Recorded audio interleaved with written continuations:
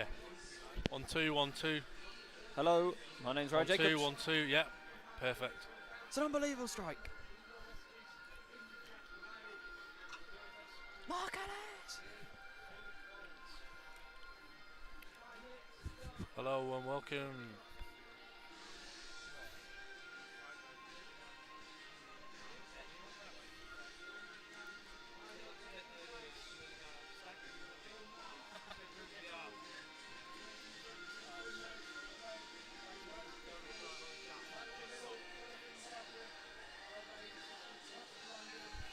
Not bad attendances.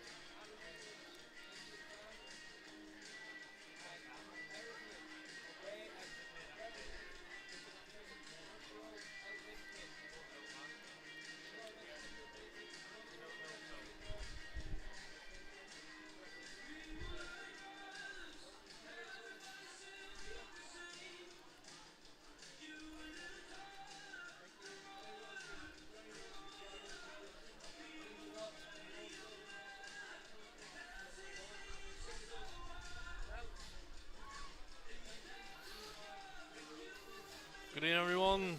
Welcome for this evening's coverage. Magpies and Air. Myself, Pete Tscherewik, joined alongside Ryan Jacobs. A couple of minutes ahead of kick-off.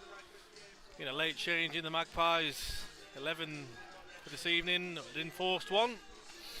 Only one change. Again, a late one. It was Cole McGee comes into the side in place of Harvey Smith. Scott Wilson onto the bench for the Magpies. Good evening, Alan. Welcome everyone listening in. Let us know if all the sound's okay, everything checks out. I'm sure the teams will both be out in just a few moments' time as Chris Anderson just walks towards the Chorley dugout.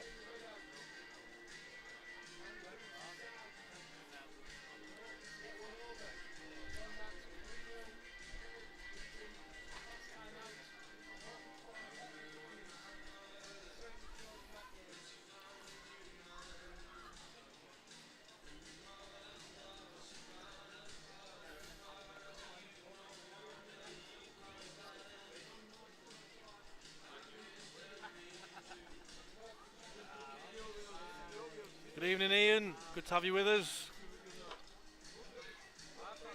Miss your noise tonight, Ian. The old Come On Chorley faithful. Make sure you share the link with everyone. They might not be at the game tonight. I've already seen a couple of Chorley fans around the ground. Not many in attendance this evening at the Tameside Stadium, Ryan. Certainly no comparison to Saturday's game against Chester. Yeah, it's a bit quiet crowd. Here come the two teams. Led out by the referee, Jonathan Macri. Myself, Pete Tscherewik, joined alongside Ryan Jacobs. Ryan, another game where, as we said on Saturday, both teams feel like they can't lose. A big night for both teams. Yeah, it really is. Chorley obviously feeling on top of the world after that unbelievable comeback on Saturday evening. It was really one for the ages. It was a brilliant character. Showed the spirit of the team, and Curzon Ashton will want to dismantle that spirit with a victory over Chorley here today. Yeah, of course. Look, Chorley's reverse fixture against the Nash ended in a 3-0 defeat early in the season at the Grant Store Victory Park Stadium, and maybe a case of revenge on the cards tonight, Ryan. Yeah, certainly so. I can imagine Chorley have just been thinking about this game for quite some time after that 3-0 defeat. It was a little bit of a surprise in many aspects, but you know, if Chorley can bring that same level of performance from Saturday into this Tuesday game, I think Chorley will be absolutely fine.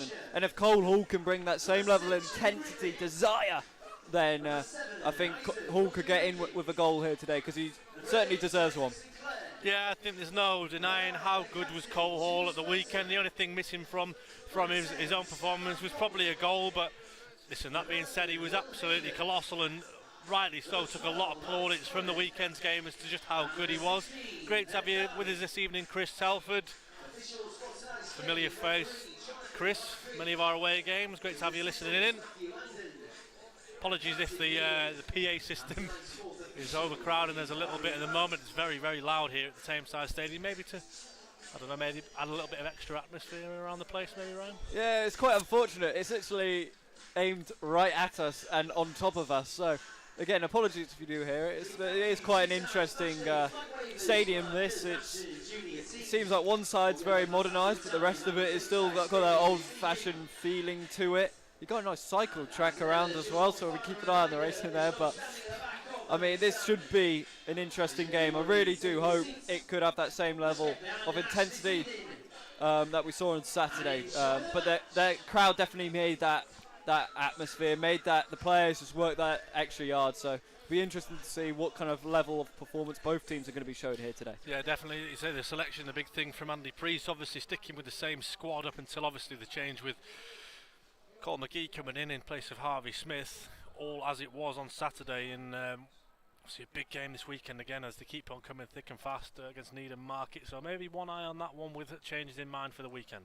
Yeah, again, Needham Market, no blowover team. You know, it's going to be a tough one. Again, but all eyes will be on this.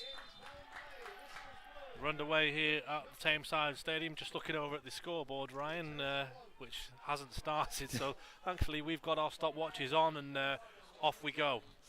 Yeah, a bit frustrating. That's always nice. Oh, it is on now. It's just a little bit delayed. It'll be a little bit behind the referee. Yeah, a good 10 seconds behind the scoreboard. Again, this Curzon team, we saw what they were able to do. Pressure early on from Calverley. Oh, Calverley just pushes Sobowale over. He looks to try and shepherd away Calverley as he looks to head over towards Bobby Jones. An early battle on between Horbury and Curran, and first Horbury does get the better of Curran before the latter comes back in. Good turn from him, the number 12 for the Nash. As Ryan mentioned there, host as well opting for the exact same 11 as the one that beat Radcliffe at the weekend. So interesting here from Tom Carr, just trying to put pressure on Sobowale.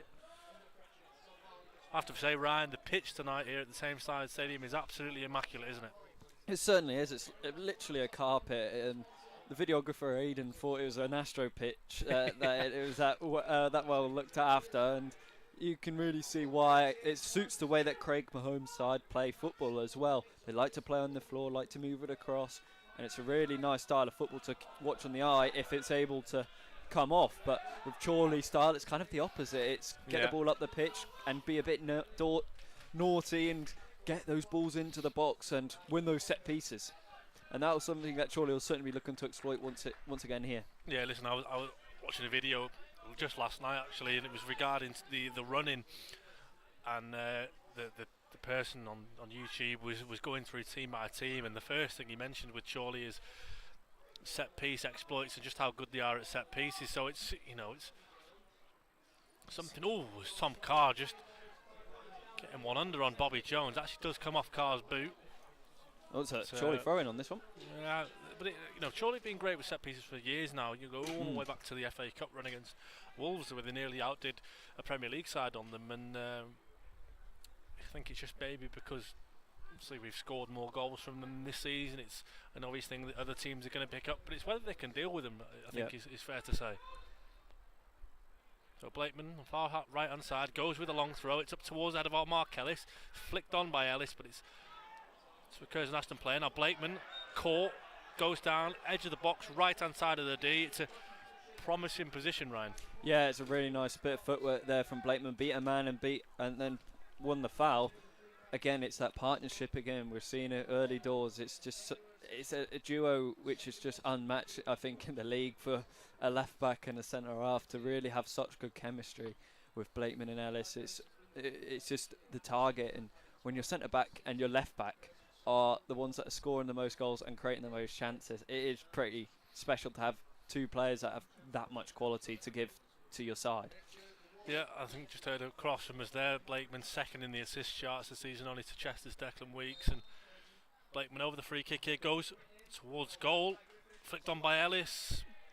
Those two combining again, not how they probably would have liked to. Blakeman's free kick was low and hard, sort of trying to find the corner. It comes off a Curzon player, and then Ellis just goes for the spectacular, really. Jones not messing around with the goal kick, though, as Horbury puts a foot in on Buckley. Ricketts didn't seem too much in that, Ryan, but Maskery, the referee, gives a foul.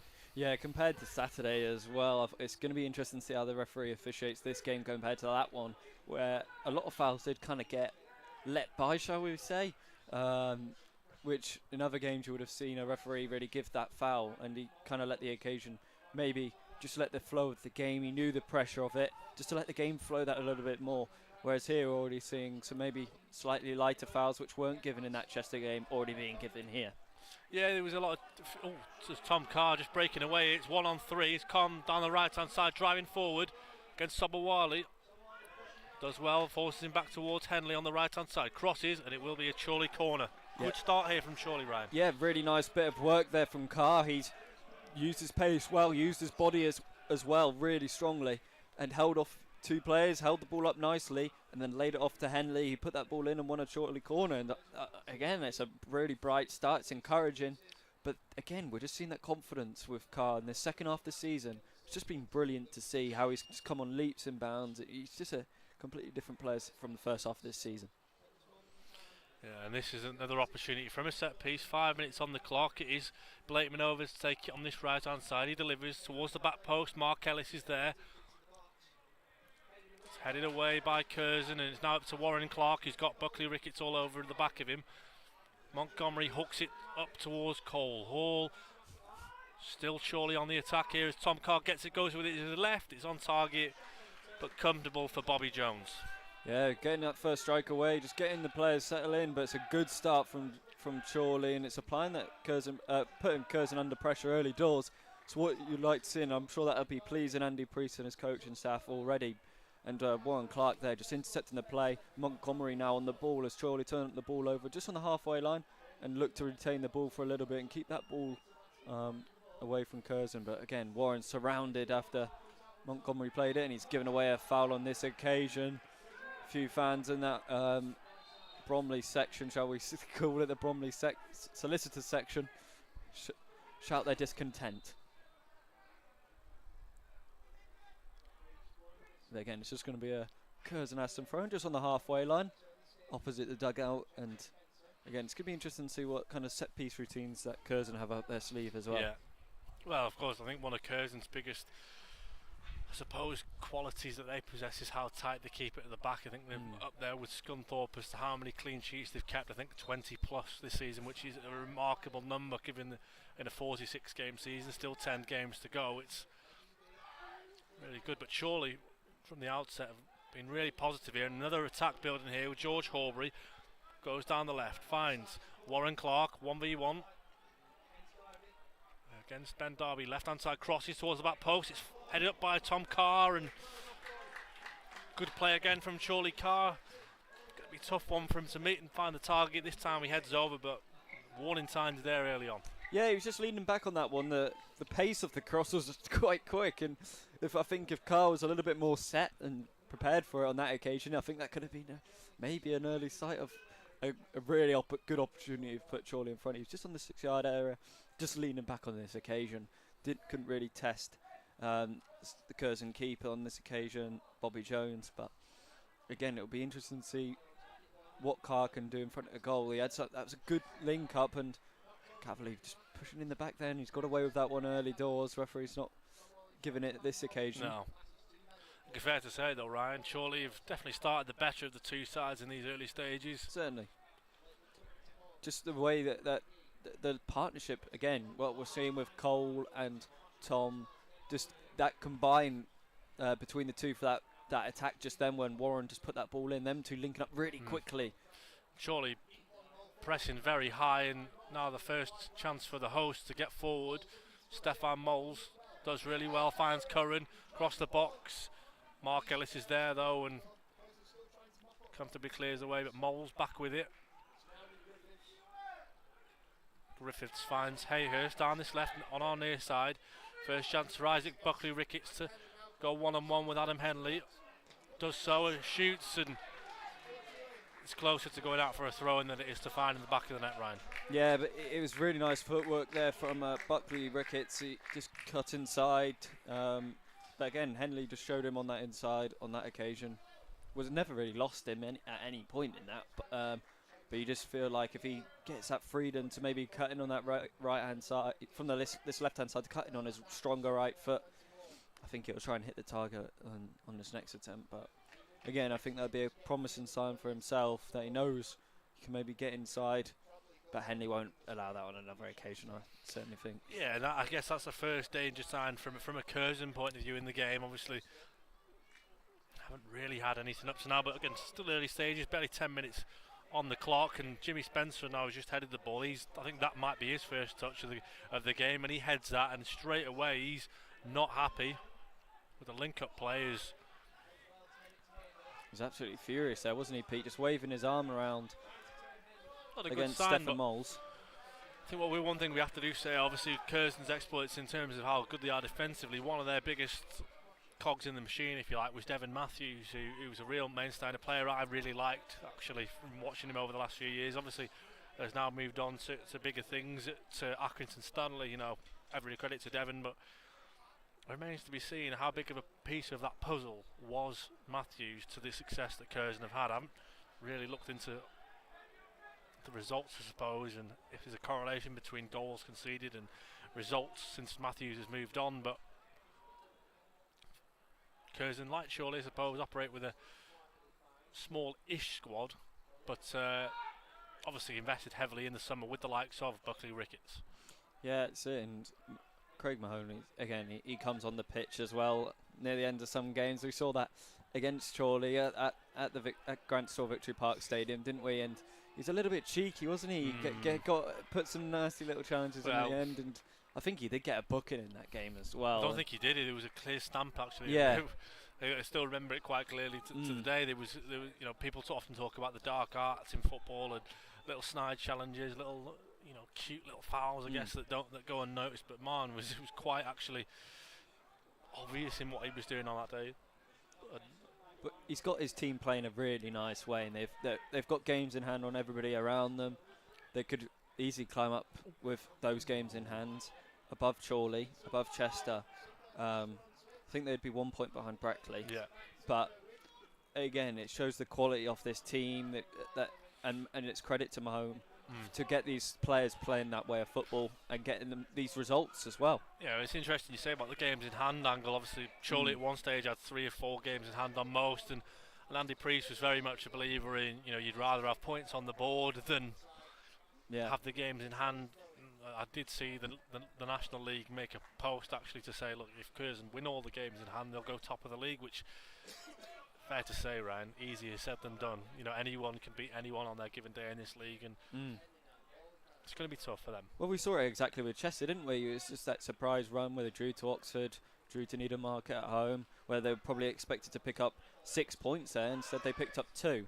And that was a surprise to many, and that's the beauty of this division. It's so close from top to bottom, and you just can't predict where it's going. And, you know, it's just so unpredictable, and that's the beauty of it. Yeah, I guess it's one of those where you talk about it's a 46-game season. You're not going to go unbeaten in a 46-game season. You're going to have a dip. You're going to have a moment where, you know, we saw that weekend when Needham got the draw against Chester, and it was the same weekend that obviously ourselves we lost at Leamington. There were so many teams in around the top that dropped points at that day, and one of them that didn't drop points was Brackley, and now all of a sudden they're top of the league, and you're thinking, where have they come from? But again, if you get a good run like the Magpies did, 10 games unbeaten was not too long ago, you just don't know what will happen. But it's that feeling again where if you do drop points, you've straight away got a team breathing right down your neck. As Curzon just looking to build on here. Curran's got it. Great block from Mark Ellis, but it's over to the right hand side. Thought Spencer was going to cross, he hasn't. He's twisted, turned twice. Montgomery cleared it really nicely there, and host here just looking to put a bit of pressure on. Yeah, it's a really important interception by Montgomery.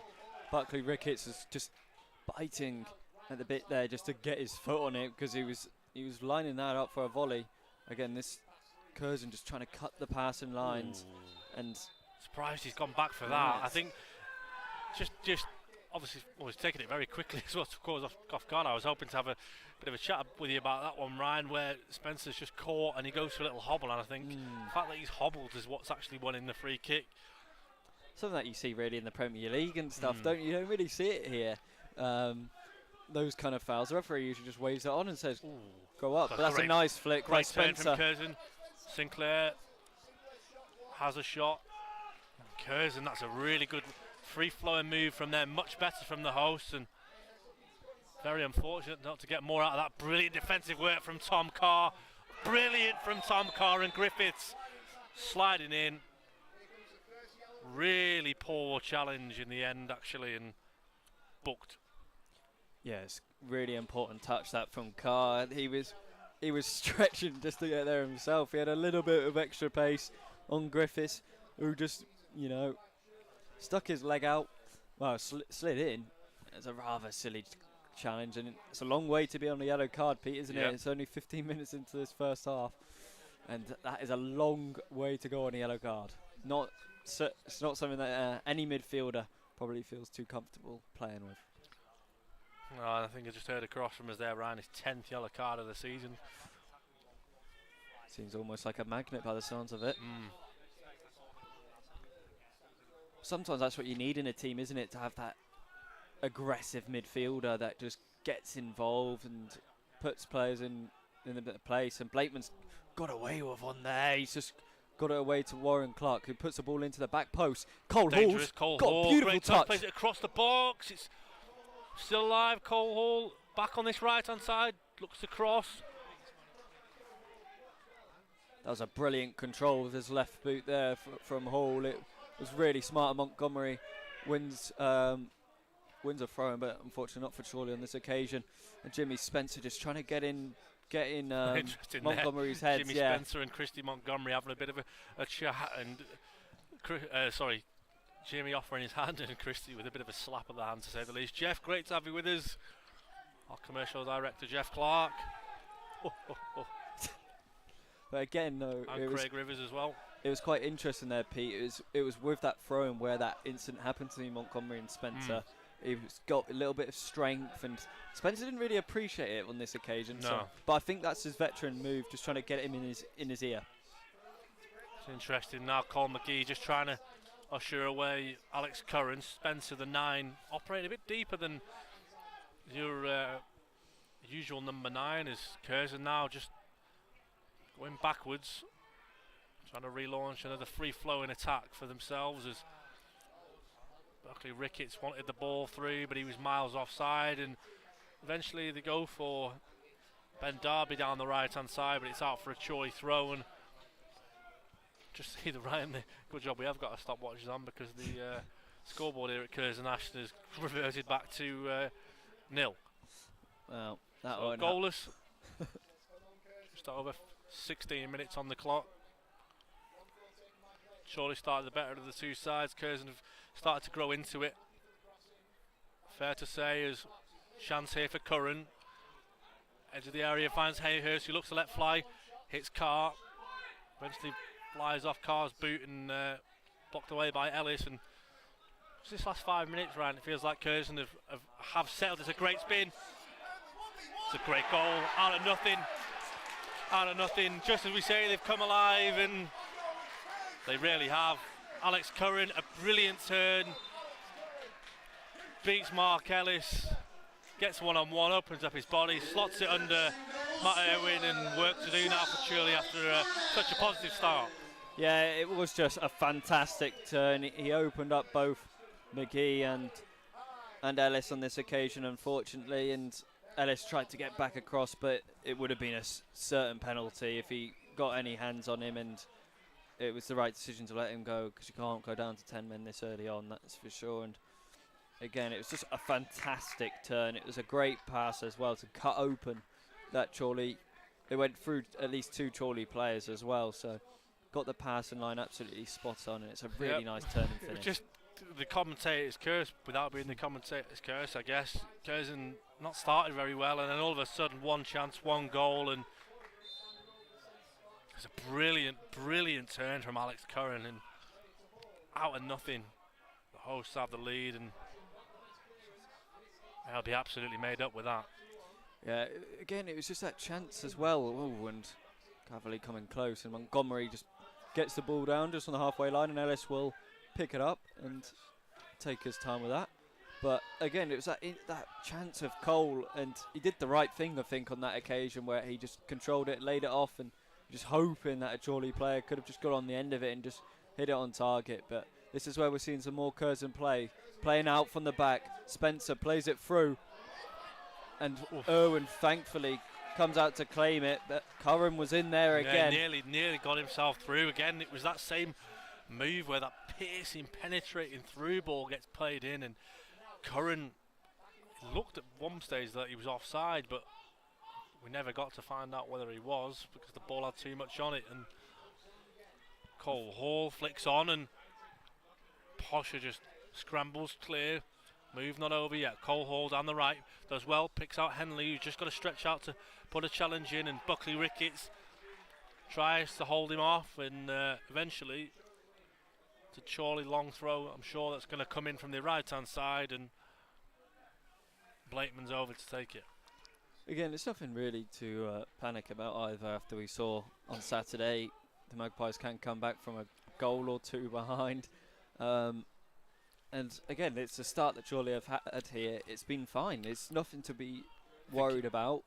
And the confidence is still there. Blakeman delivers that long throw, and it's got another corner. Behind for a corner, yeah. I think, to be fair, we probably started better than we did on Saturday against Chester. And, you know, we went 2 goals down against them. Obviously, we conceded a couple against Leamington. So, we you know, probably not a situation we want to be in, but you don't want to get used to it. But when you do go behind, it's what you do from that.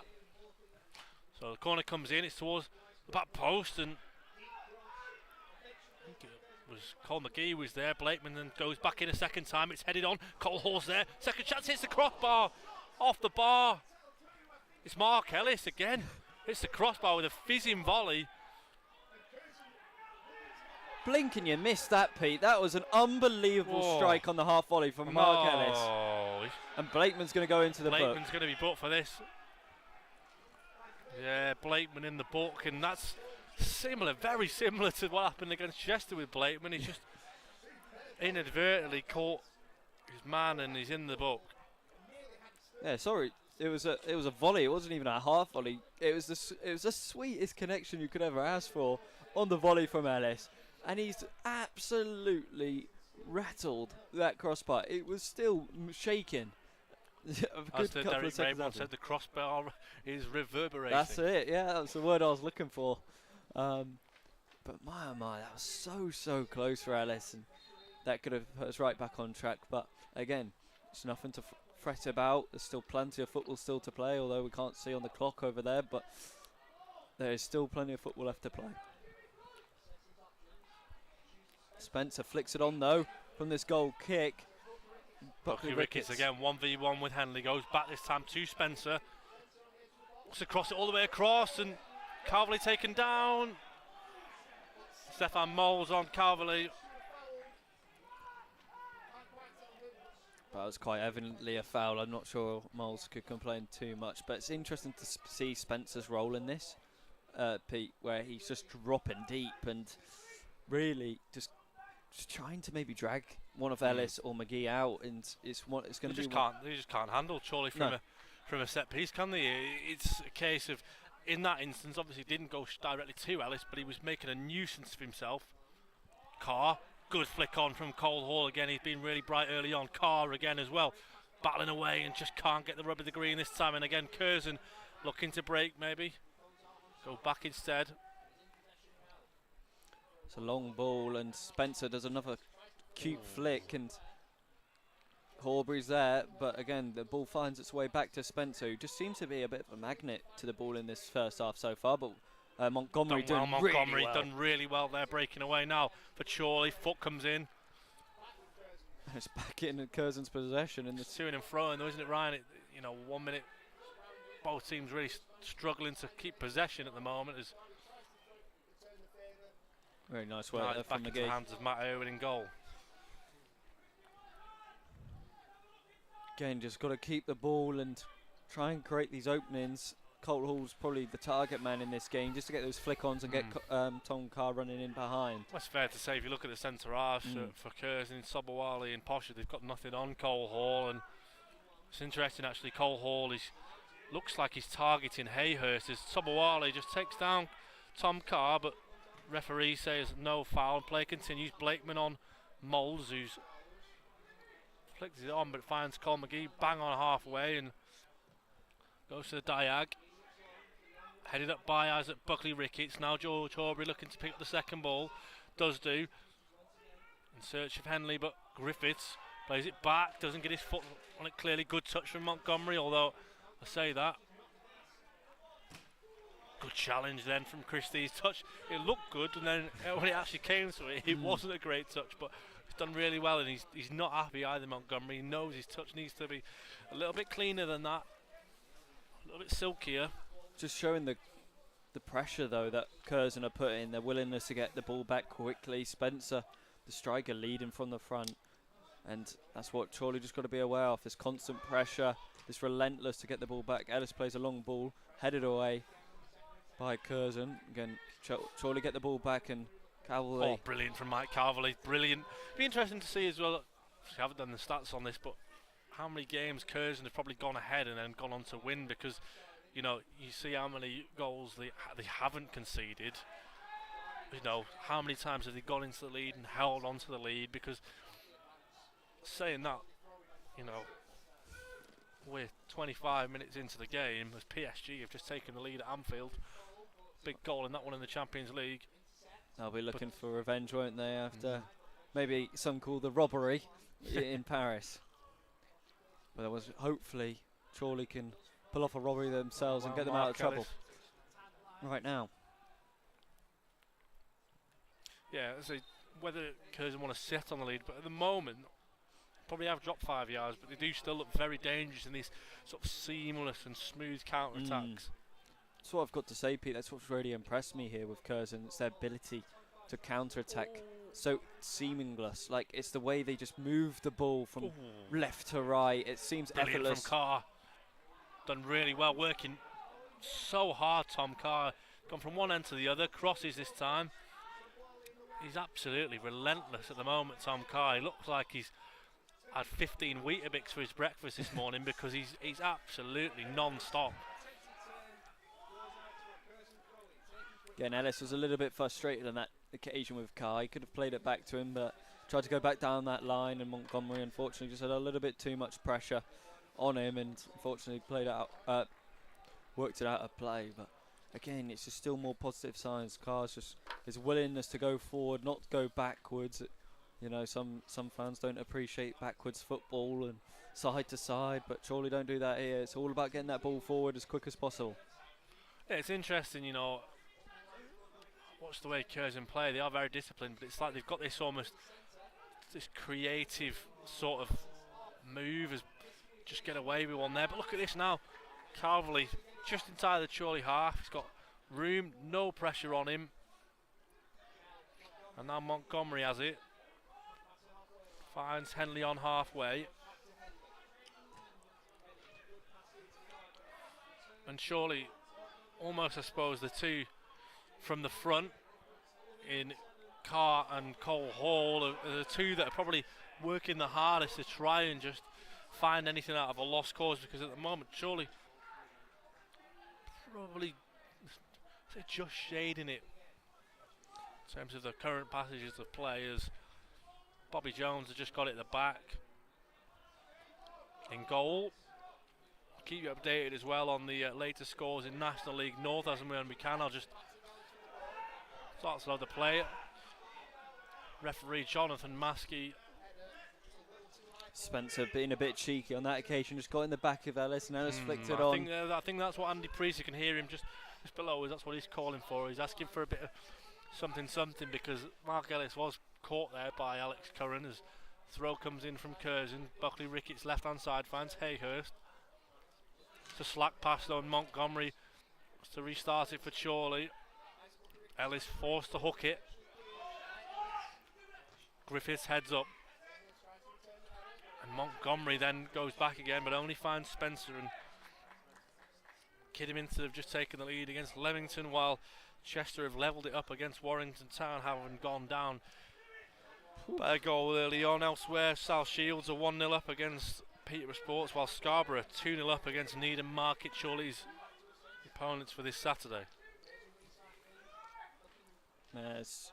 Again, this is where this is what Curzon want, isn't it, Pete? It's just to keep the ball now for a little bit, have a little bit of the possession, frustrate Chorley into pressing and maybe making a mistake, and that's where the openings happen. It's a mistake at the back though, and Tom Carr can break. It's a 3-on-3 possibility. Carr tries to play it across. Goes all the way to him. Cole Hall. Oh, it's off the upright. Seconds by the Cherry. Still got it. Oh, it's off the post. Wow. So close. It deserved a goal. The ball from Carr was magnificent. Cole Hall, first touch was bang on, but Chorley still alive here and kicking. Right hand side out to Tom Carr to take on Hayhurst. Crosses towards the back post. Cole Hall's up. Oh, and it's just headed away by, I think it's Ben Darby. Well, it's sort of a commentator's curse for me, but just for Curzon on that aspect, is the way I was saying that they were trying to, create openings for us, but they passed themselves into a mistake, and that was so close. It was a fantastic ball across from Tom Carr, and it was such a sweetly struck strike from Hall, who hit it low and hard, and he just hit the post. It was so close for him, and it's a fantastic move. And again, Curzon now in the Chorley half, but Ellis reads it, and Horbury now can lead this counter attack again. The space where Chorley being allowed is his pass looked loose. And Chorley throw. Yeah, I think Hayhurst just got his foot on it very friendly and just took it away from Carr. Horbury now takes the ball from an Adam Henley throw down this right hand side. Horbury plays it across to McGee. Again, spreads it out wide to Blakeman, who now has time on the ball, picks up Calverley, plays inside to Carr, tries to get it past, does well, and gets fouled there. Referee doesn't play advantage this time. Doesn't give a foul, and Horbury now just moving along forward. Carr, first touch, does really well, goes down on the edge of the box, and you can hear Andy Priest, apologies if you can catch any of that language from one of the supporters around us, but it looked like a clear foul on Carr right on the edge of the back, possibly two fouls. Yeah, I've got to agree with you, Pete. I think there was certainly two fouls on Tom. Well, one on, I think, Horbury and the other on Carr in that build-up, and really surprised the referee didn't at least play advantage for one. And yeah, it's fascinating to see how this referee is so far refereeing this football game, and Clark tries to get in behind, but he is offside. Given a few today, this evening, where you think it's in that debatable category, whereas that one for me, obviously we were quite a way distance from us, it looked clear as day that Tom Carr's being caught, but I guess if Chorley keep on plugging away like that, Ryan, then eventually it may well prove to be the difference.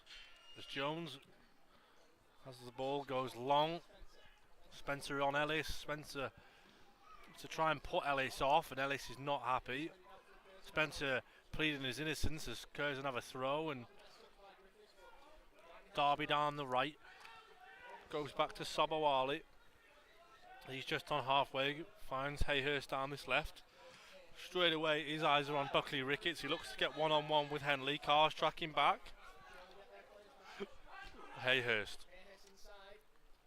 finds Sinclair, and Buckley Ricketts now again looking to be that live wide, that danger for Curzon, and Griffiths goes first time, does a great ball to find Curran. He's offside though. And he hit the post anyway, even trying to turn it in. But yeah, it's just, again, it's that sharp move, isn't it, Pete? It looked effortless, that Griffiths ball over the top, and just like that, if he just held his run a little bit more, Hayhurst, and Chorley could have been in a little bit of trouble, but on this occasion they got away with it. Again, it's going to be interesting how Griffiths manages this game, because I think, we know Chorley players, they can get in the ear, wind a player off a little bit, and you just wonder how Griffiths can maintain his composure. Well, you look at the bench in terms of Curzon, they don't have an out-and-out midfielder on the bench, do they? Obviously, Craig Marn could come on and do a job in midfield. That looks a clear foul on Cole Hall, but referee again allows play to continue as Ellis touches loose and very nearly gives it away. And I think Ellis on that occasion just thought he had a bit more time, but Spencer, it's a first touch from fantastic Spencer's ball. in. And brilliant defending that time from Mark Ellis, and Matt Irwin's out to claim it. And I think the one frustrating thing for Chorley at the moment, Ryan, is probably just these clear fouls that aren't being given at the moment. And Andy Priest will be asking questions. Yeah. I think you could just see the referee actually just mentioning to Marcus Posher, sort of saying, look, you've had your chance, I'm not going to let the next one go. But good flick on there from Horbury.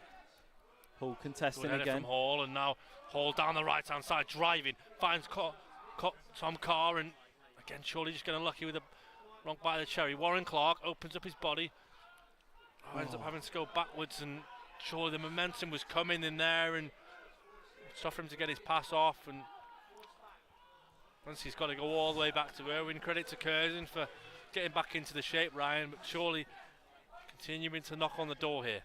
Yeah, it was just that Clark just got that ball up across just that little bit smoother. We could have been in again, because Blakeman was going to be probably delivering one of those wicked balls. It's probably to the back post, and I think Cole Hall would have been eager to get on the end of it. But again, we're still showing those signs, those positive movements going forward. But again, Curzon again looking to break on the counter. It's a smart ball in behind, and Spencer on the edge of the box. Plays inside. Finds the edge of the box, finds Moles. Second go, and wide. That's a chance.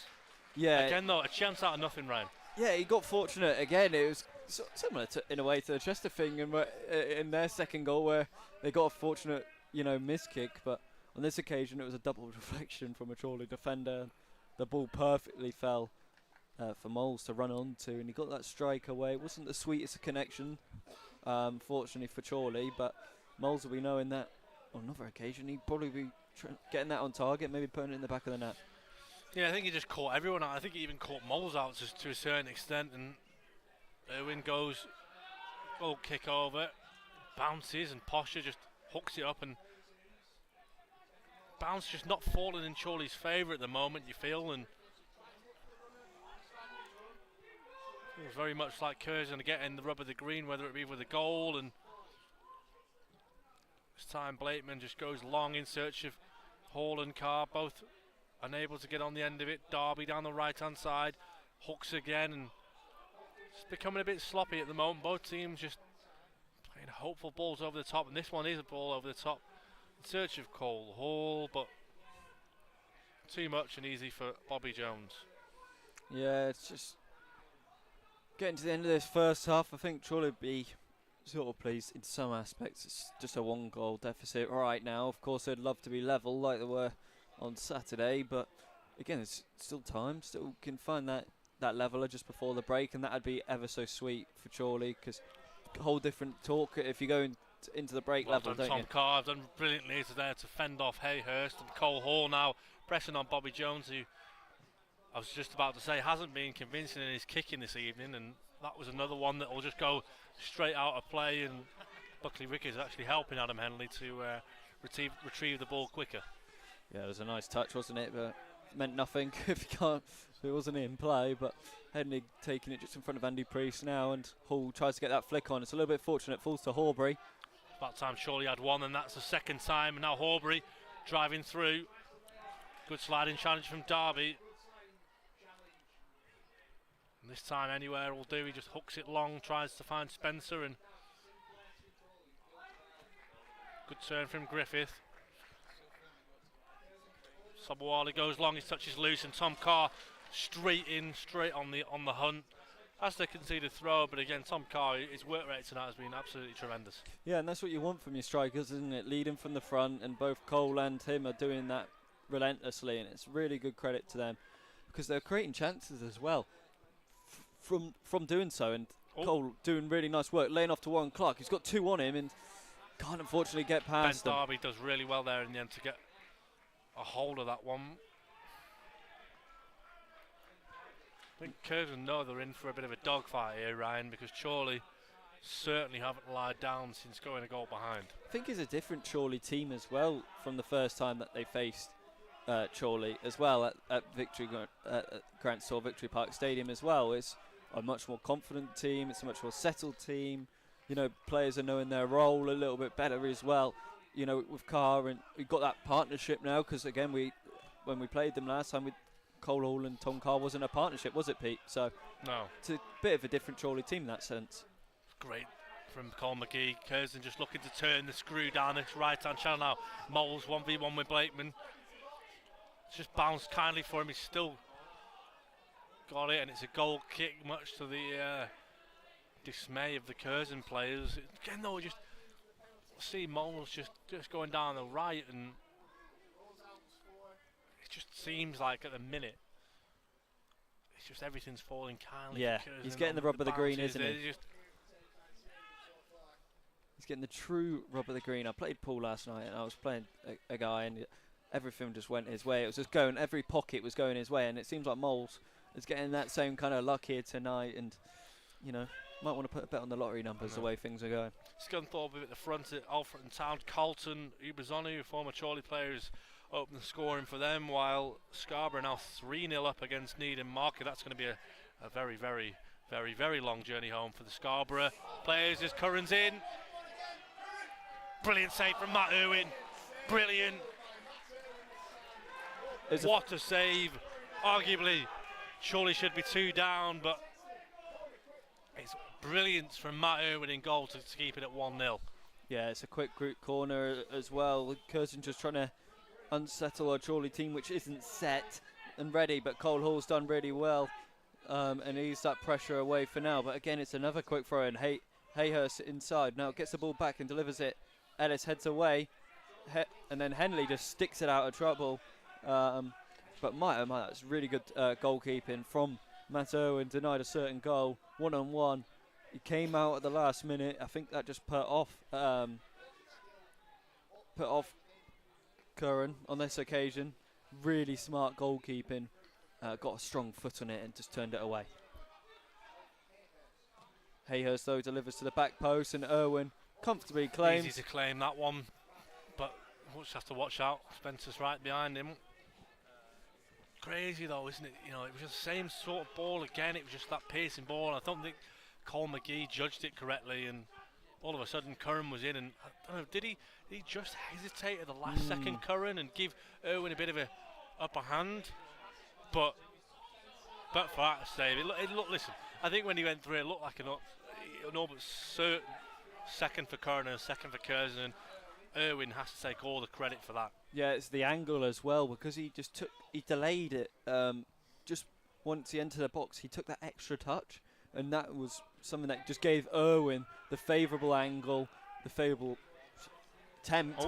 Tom Carr with a really cheeky push with one arm, but he nearly got in there. Nearly was caught there, Carr, and that time, unfortunately, comes off the arm of Carr. Again, it's just that pressure, from Carr, and it's just relentless, and again, creating a chance out of nothing. Fortunately, again, Carr can't really get a sight of a goal. It's just this Curzon defence is just absolutely rock solid, isn't it, Pete? It's just an absolute nightmare to break down so far. We say they're rock solid, but there have been chances, there have been opportunities where the Curzon have looked vulnerable. They've looked susceptible to the Chorley attack, and I think a lot of that actually comes down to Carr and Hall's persistence and making a nuisance of themselves. This time, Colin McGee 1v1 with Spencer, and Cowley picks up the pieces, right hand side to Henley, and now again a bit of space for Tom Carr to run into. Does really nicely to find Warren Clark on the left. His touch is loose, does well. To have left one on there, Ben RB, but play continues. Montgomery forced back to McGee. Chorley start again. Room for McGee to run into. goes to Blakeman. Crosses. Horbury's up. Still not away. And this time though, Pasha just hoofs it long, and now it's the hosts who'll look to try and break away on the counter, or will they? Just as I say that, they go back and look to recycle, restart again. Good challenge from Horbury on Moles. Blakeman just trying to hurry things up a little bit. Carden trying to break away. It's good signs, isn't it, Ryan, from Chorley, but they're just not that last pass, that last move. Yeah, it's just a little bit frustrating, isn't it? It's just it's that one final ball, and then it's just a Curzon player that seemingly just gets his foot on it. And again, it's just the rub of the greens, it's not on Chorley's side in this sense. But again, it's a there you go. That's another opportunity that comes knocking for Chorley as Horbury wins it back, finds Cole Hall. His touch loose, but he keeps hold of it again. That's the instant there with Griffiths. He's just loose in his pass, and it gives Chorley the opportunity. Blakeman though goes long, gets it wrong, and now Horbury's just gone down. Looks like he's in a bit of a bother. Yeah, it's not a nice one, unfortunately, for Horbury. Just looks in a little bit of trouble here. Hopefully it's nothing serious, but I think it might have been when he was stretching in with for a challenge, and I've just pulled a muscle potentially here, but we'll keep you all updated. But it seems like he's okay. He's just going to run it off and see. But again, doesn't seem like he needs any treatment. 2 minutes of added time. It might have just been a bit of cramp from George. A little bit of a breather for Chorley. Remains Curzon Ashton 1, Chorley 0. Alex Curran give the host a lead against the run of play, and Chorley have responded really well since going a goal behind. Mark Ellis hitting the crossbar, Cole Hall hitting the post. 2 added minutes as Warren Clark drives down this left hand side to beat Ben Darby. Hooks it clear out for a throw over on the far side. Yeah, I think that might even go on the bike track, and the cyclist's got to be careful of that one. Don't want to affecting their race on the other side, but ball comes flying back from one. It looked like he's thrown it over, Ryan. There's a big old boot, I can tell you that much, Pete, and I think the cyclist will be thankful that the ball's come back so quickly. But Blakeman, though, got an opportunity to deliver a really impressive throw in now. Here he comes, Blakeman over, throws it straight to Darby, though, and now Curzon lets to get bodies away, and Clark's touch is loose, he gives it away, has to work to get it back. Brilliant defending from Christy Montgomery, absolutely brilliant. And straight away now Chorley on the offence. Cole Hall down the left hand side, goes for goal, into the side netting. Oh, it was confident, it was really good play from Cole Hall into the side netting, and continues to be dangerous. Yeah, it was really promising move. A nice pass, by the way, from Montgomery outside the boot into Cole Hall's feet, and it was the confidence that he went onto the ball and drove at the Curzon defence and got his strike away. It wasn't far off side netting. Again, just the wrong side of the netting on this occasion, but again, Cole's coming so close to that goal. Yeah, it's just frustrating, really, I guess, that Cole Hall, again, has been brilliant tonight so far, just without a goal. Same with Carr, they've both been absolutely brilliant. Just don't seem to be getting that rub of the green, but listen, looks all but set that Chorley will go in a goal down, 1-0 down, but a lot of positives and a lot of good signs as the referee Jonathan Markry blows for half time. Again, as we say, Alex Curran's goal for the Nash on 18 minutes, the difference at the break, but Chorley, without getting the goal, are still very much in this one, Ryan. Yeah, certainly so, and I think again there'll be a little bit of frustration that Chorley are a goal behind, but they're still playing football, still to play. And Irwin, in all due respect, has not had too much to do. He's claimed a few crosses, and he couldn't really do much about the one-on-one, and he made that other fine one-on-one save. But again, it's been a positive half for Chorley. They can't be too disheartened, and to all the listeners as well. I think there's still that possibility that Chorley can come back and win this second half. Yeah, I think definitely, as we say, Ryan, lots of positives. Definitely for those of you listening in, no reason to be downbeat. It certainly doesn't feel like the game's going to be one that ends by a goal to nil. We could be wrong, of course, but off the balance of play, Chorley still very much in this one. So as the half-time whistle goes, go and grab a brew, go and grab a biscuit, whatever you fancy. We'll be on throughout half-time. If you've got any questions, queries, anything like that, I'll be on hand to answer as the sprinklers come on. And of course, Ryan, going into the end, that's Chorley are kicking into actually, which is interesting. Again, it's quite an interesting thing to see with the groundsmen, isn't it? They all do play a key role in how the manager wants to play, how maybe messy they want the pitch to be, and it's quite clear to see Mahone has made it very clear to his groundsman, I want this pitch like a carpet every single week, and it benefits Curzon so much the way that they play the football. And with Andy Priest's side on the other hand, at home it's a little bit smaller, it's compact, it's a nasty place to play, and it's quite interesting to see the difference between the two places, isn't it? Yeah, but again, just see Mo Torrey out, the only player for Chorley out, getting warm at the break. Seems to be in a little bit of trouble here, Pete. He's trapped in from the sprinklers, so he's going to have to manage to get out before he gets soaked. But again, Mo had that fantastic start to the season, didn't he? And he's still scoring goals. He scored that fabulous chip the other week as well, so he'll be wanting to come on and prove a point, won't he, Pete, after not featuring on Saturday? Yeah. I think fair to say as well, one thing for Mo is he is currently, what's the right word, he's currently participating, I suppose, in Ramadan. Yes, yeah. So Mo been having his meals at 3:30 in the morning, and he's saying he's been struggling a little bit with fatigue, and I think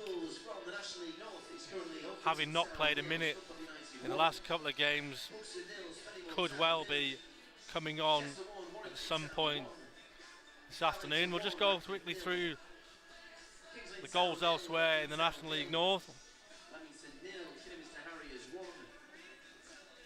So first we'll start with the goalless games. Rushall are goalless with Hereford. Marine goalless with Southport. Kings Lynn goalless with Brackley Town. Buxton goalless with Spennymoor. Of course, Scunthorpe a goal to the good at Alfred thanks to Carlton Ubazonu. Chester a goal apiece against Warrington Town. Tom Pearce from the spot pegging back Aaron James' early opener. Darlington a goal to the good thanks to Jack Maskell's opening goal just before the break against Radcliffe. Kidderminster a goal to the good, another goal for Ashley Hemmings, who ticks on closer towards 20 goals for the campaign. South Shields a goal to the good against Peterborough Sports, Mackenzie Heaney with that one. And Scarborough 3-0 up against Needham Market. That's a serious result for them as things stand. Of course, Needham Market, the host of the game this weekend for Chorley.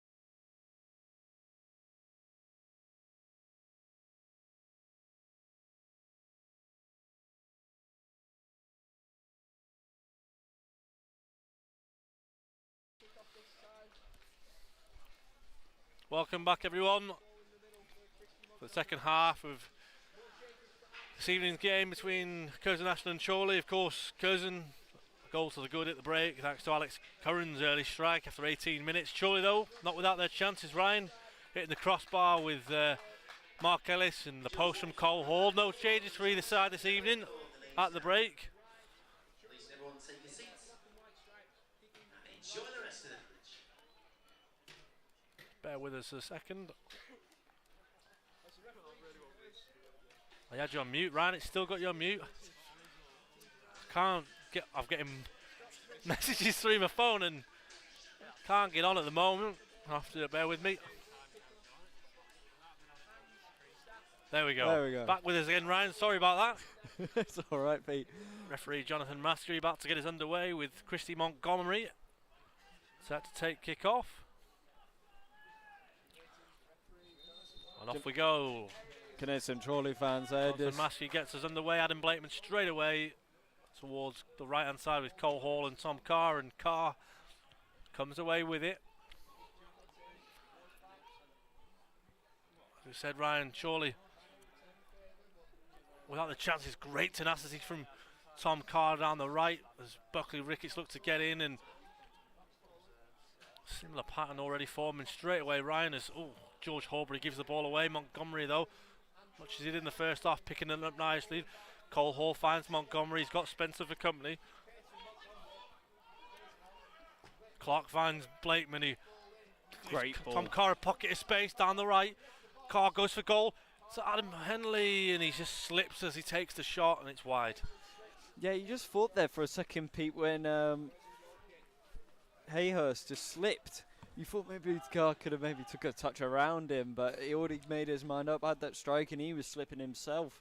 And we noticed, by the way, before we went off air for a little break at half-time, when the players came out from the substitutes bench, they did water out the side that we were attacking that little bit more, and you're just seeing players there slipping over. And maybe that's already a little sign of the effects from the groundsman, putting on those sprinklers in the second half, already putting a little bit of work in. What's interesting, as I say, Henley there was straight up for the battle, and now Stefan Moll, great challenge from Cole McGee. Just looks to beat one, beat two, goes back now to Henley. He just clears it, but straight to the feet of Luke Griffiths, who first looked like he was going to go back. Now he's got Calverley for company, goes right all the way over to Ben Darby.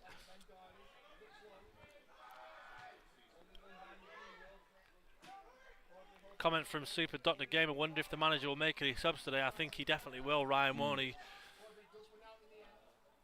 Also, again, another eye on Saturday's game against Needham Market. Adam Henley, though, piercing run down the right. Finds Carr, pressures on. I think as well, you can't expect this team to, with the same players from that Saturday fixture after such an intense game, to play 2 90 minutes back-to-back in a short amount of days. It's just not really possible for all players to maintain that level of fitness, you know. So it'll be interesting to see who will make a feature in this game. Well, it's interesting, as we said, Ryan, before the game, Curzon opting with the same 11 as they played on Saturday, so both teams sticking with what they've got, and both teams with options on the bench. Of course, Curzon with one option being a goalkeeper, so I suppose less for them to pick from on their subs bench, whereas Chorley, the likes of Billy Whitehouse, the likes of Dubemeze, Motori, attacking options, and something that Andy Priest will have the luxury of looking at as the game grows on. Posher has the ball, and Cole Hall looking to press. Again, you're just seeing this confidence of this Curzon team, that willingness to play it out from the back. And it's really nice cross-field pass. Spencer just goes down on this occasion, but Moles picks up the ball after. The ball ricochets around. It's Hayhurst now, picks up the ball, plays it out wide. Buckley Ricketts down the left-hand side, puts it across the box. It's dangerous. Craig Wilson saying we will win this 2-1. Well, I think all of us from a Chorley point of view, Ryan, will be hoping that is the case as well. Definitely not going to be an easy one. But as we said before half-time, lots and lots of positives from a Chorley point of view, but it's important that look to get a goal quick as possible. listening to a pub in Gothenburg. Great to have you with us, Steve.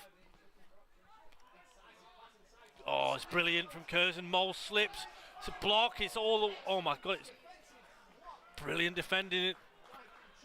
It's Mike Cowley in the end with the all-important block, but that's another brilliant flick that time from the back heel that lets Curzon try and build. And now Chorley, chance on it to counter. George Horbury outnumbered, goes left, finds Warren Clark, and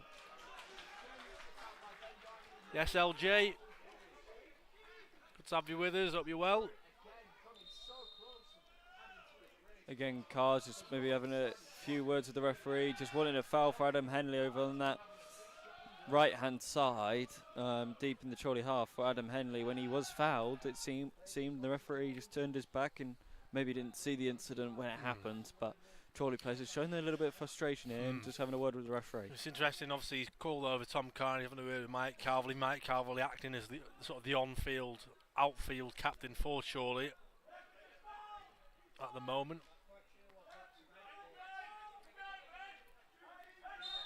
Again, Calverley just telling the referee exactly what happened, and the referee arguing now with Andy Priest saying it wasn't a foul. But again, Chorley have a case there. Good touch from Calverley as Derby battling away with Cole Hall. Out for a throw.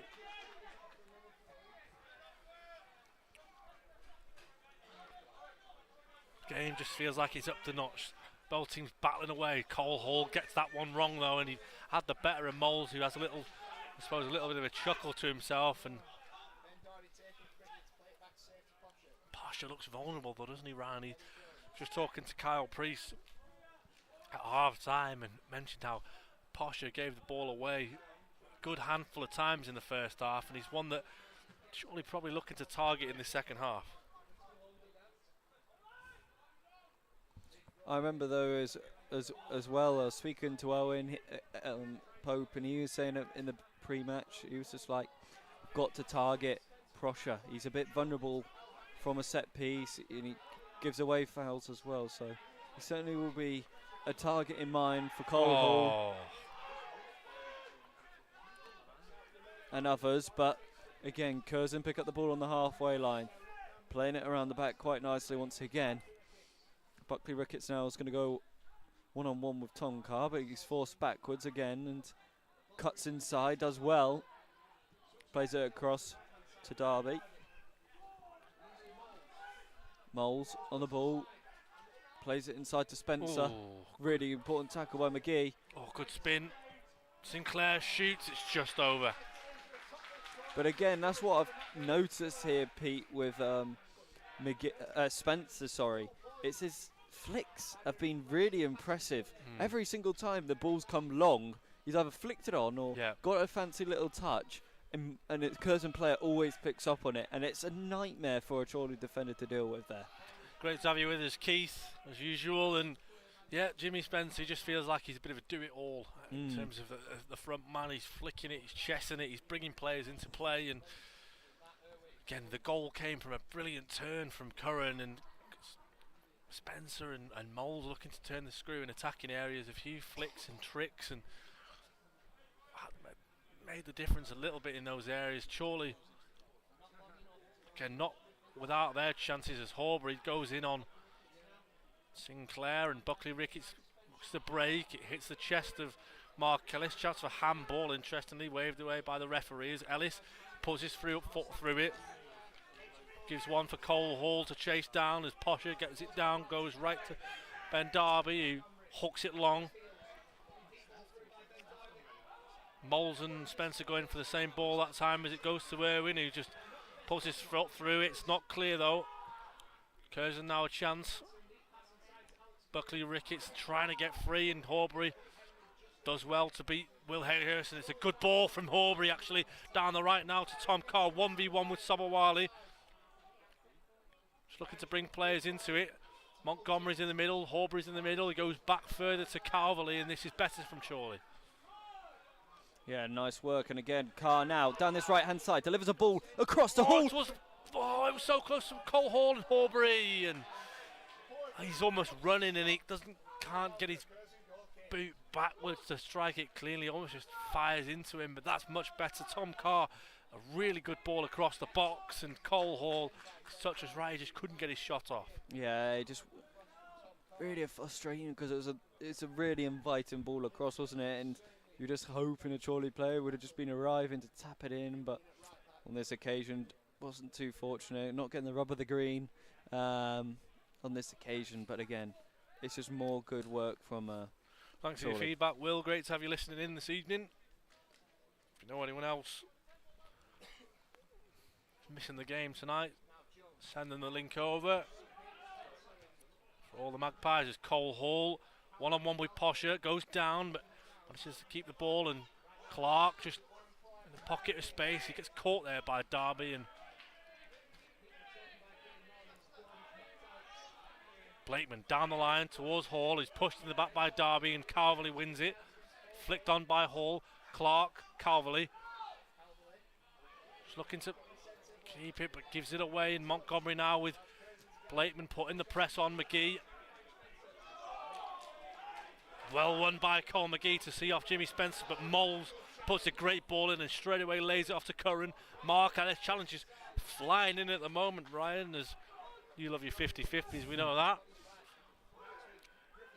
I mean, you can't be a good 50-50, can you? Especially when two players are committed to a challenge. But again, it's another chance here for Curzon. They're moving the ball quite nicely as Sinclair's on the ball. Buffy Ricketts goes back to Hayhurst, and now this is the area where Curzon just looking to dictate and keep hold of the ball and not rush it. This time it's back to Posher. And Cole Hall pressing, and Chorley have won the ball back, and Clark. And that's great. a 50-50. There you go, there's your 50-50. Montgomery does well, picks out Warren Clark down this left-hand side. Oh, the idea was there to try and find Cole Hall, but the execution just lacking his bit of space, but you can't.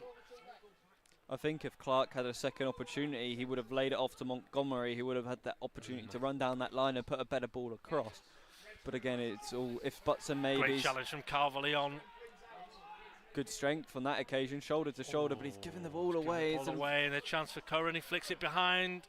Oh, actually looks like he's caught the Chorley player rather than the other way around as his protest as Cole Hall looking to get the better of. I've already said once Chorley's work rate tonight has been brilliant, but Ben Darby's just broken down the right here. Looks to cross.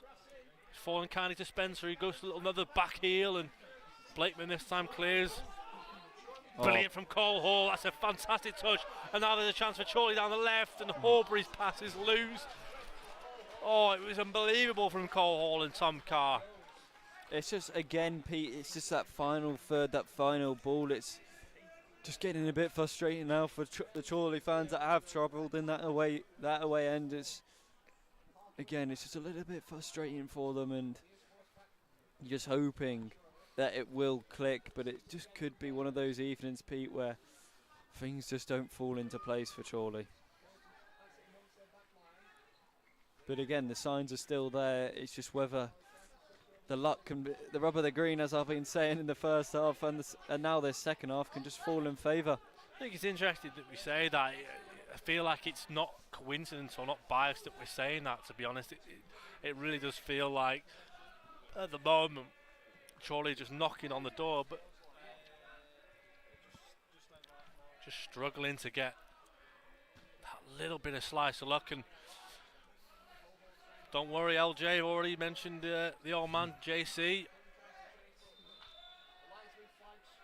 That's offside. Oh man, Jeff Clark, anyone wants a AB3 board or anything like that? Jeff's your man.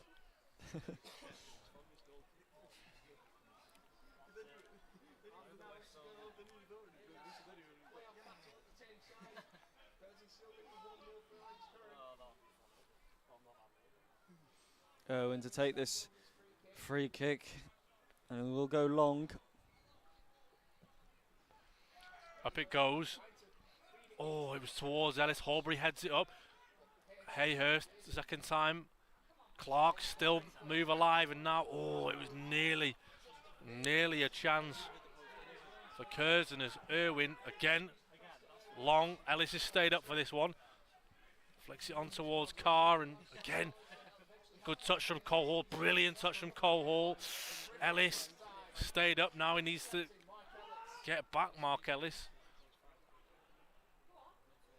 Just approaching the arm out, Ryan, and Chorley looking to turn the screw. Yeah, and Ellis again Cole wins Hall a header. Holding on to it nicely, and then George Horbury just inadvertently gives the ball away. Chorley really pressing hard and giving Buckley Ricketts no room to move at all. Tom Carr 1v1 with Hayhurst, finds Henley. Sobowale gets in and concedes a throw.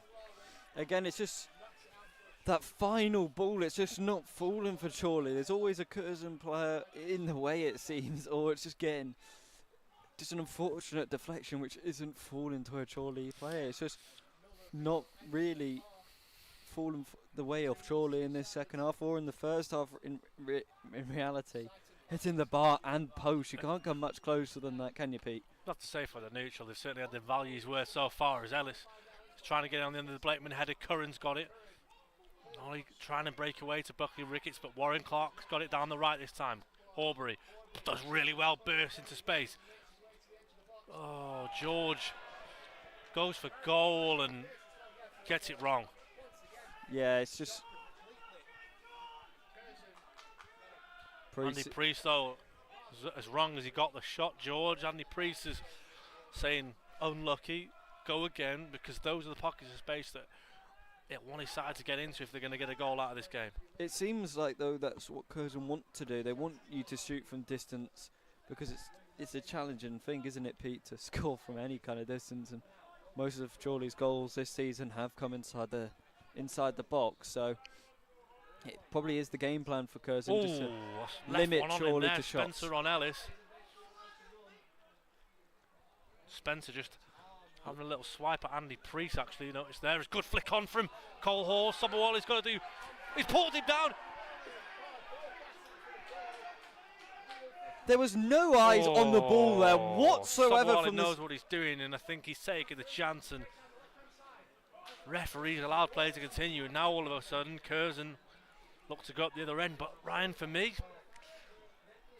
you've seen them given, Pete. You've seen them given. Is he denying an obvious goal-scoring opportunity? I think he sort of is, in a way. I think if that's in the Premier League, I think he'd have blown and Val would have looked at that. Yeah. Really good work from Cole. Done brilliantly there, Cole Hall. Montgomery just fending off Spencer. Finds Tom Carr. There's a space out on the right for Adam Henley.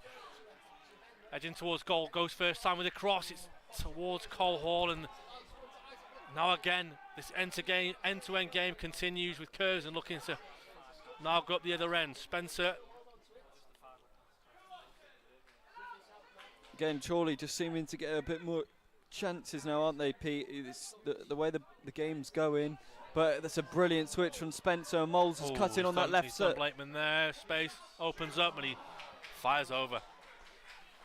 Again, he's really got to be hitting the target. It might have been his weaker left, in all fairness, but in that position, he had space. Got away from Blakeman. You would have fancied him to hit the target with the goals he scored this season, but Jimmy Spencer's just an absolute nightmare. The way he just drops deep. In some aspects, he sort of plays quite a similar role to Harry Kane in a way. The way he just drops that deep and just plays a cross-field pass so easily, and the player effortlessly controls it down and runs in. And I think that's just the quality of these Curzon players as well. Similar play style, I guess. From a Chorley point of view, maybe Jack Sampson just does the dirty work well and flicks, tricks. There's such a big boost to have those kind of players in your team because they're just so unpredictable.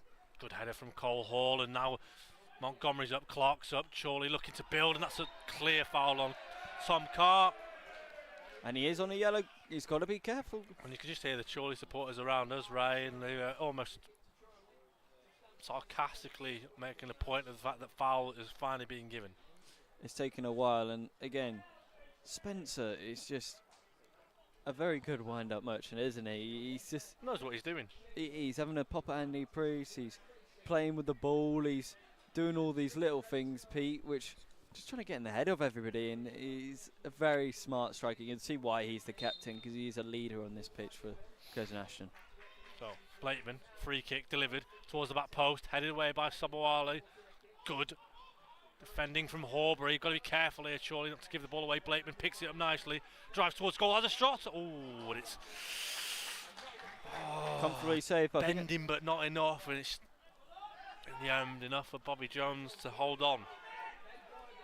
I think that was the first shot on target for Chorley in this second half, potentially there, Pete, and it's taking its time, but it was a good curling effort, but it was just a bit too comfortable for Bobby Jones and the Curzon net. But again, Cole Hall just putting Poshka under a lot of pressure, and he is falling for it every single time.